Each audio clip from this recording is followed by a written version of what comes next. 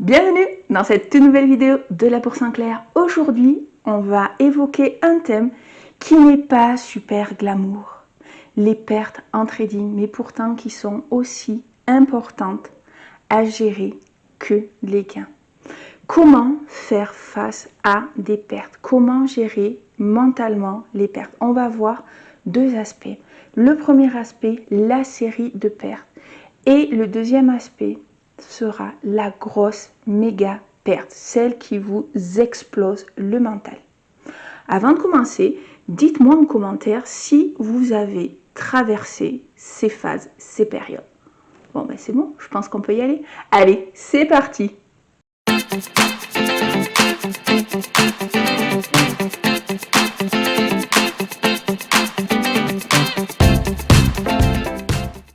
La toute première forme de perte qui peut abîmer le mental, c'est la série de pertes.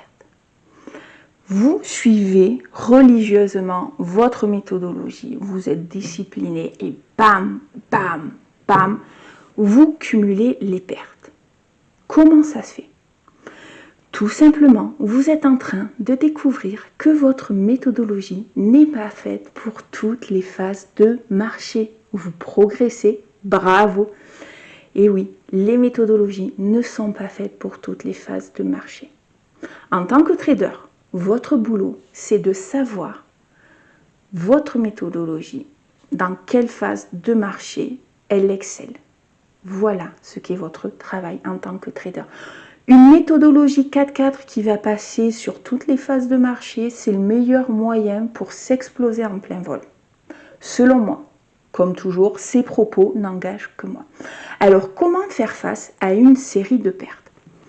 Première chose, on réduit la voilure. On réduit, on divise l'effet de levier par 10, par 100, on réduit. Vous faites du day trading, vous passez 2 ordres par jour. Passez-en un tous les 2 jours. Vous faites du swing trading, vous passez 4 à 5 ordres tous les 15 jours. Passez 2 ordres par quinzaine. Pourquoi? On va juste éviter que cette série de pertes ne vous crame votre capital. Voilà quel est l'objectif, juste pour attendre que la phase de marché adaptée à votre méthodologie revienne.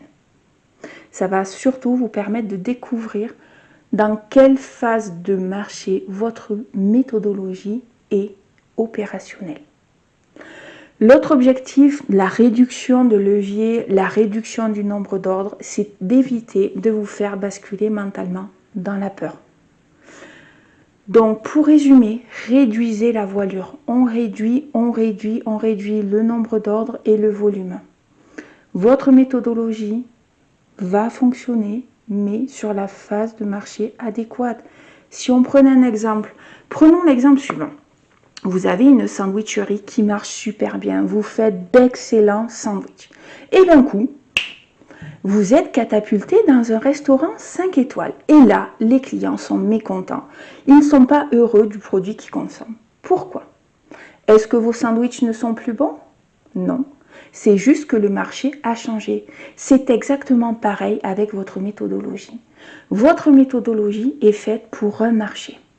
Vouloir la mettre dans l'ensemble des marchés est selon moi une erreur.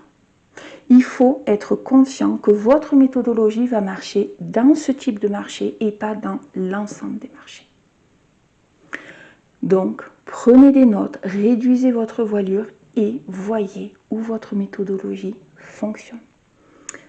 Nous voici donc arrivés à la deuxième phase. Maintenant, on va aborder la grosse méga perte. Celle qui vous fait mal au mental, celle qui vous fait mal jusque dans le physique, celle qui vous fait tout remettre en question. Là, très dur. Vous avez deux solutions. Première solution, vous abandonnez. Aucun jugement, aucune honte à avoir. 97% de la population n'aura jamais le courage d'essayer le trading. Vous pouvez être fier de vous.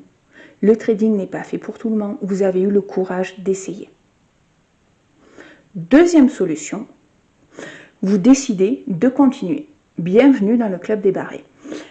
plus sérieusement, la première chose qu'il va falloir faire, c'est passer du temps avec les gens qui comptent pour vous. Faites-vous plaisir. Allez voir votre famille, vos amis, vos enfants. Faites-vous du bien. Si vous aimez voyager, voyagez. Si vous aimez, je sais pas moi, aller dans des musées, faites-vous de belles collections. Faites-vous du bien. Rappelez-vous que la vie, ce n'est pas les marchés financiers, que la vie est belle et vaut la peine d'être vécue. Passez du bon temps avec les gens que vous aimez. Faites-vous une bonne bouffe avec vos potes, une bonne grosse marade qui fait du bien au moral. La perte d'argent n'est pas mortelle. Rappelez-vous ça, la perte d'argent n'est pas mortelle. Donc, on remet le mental à sa place, mais il va surtout falloir penser à faire du sport.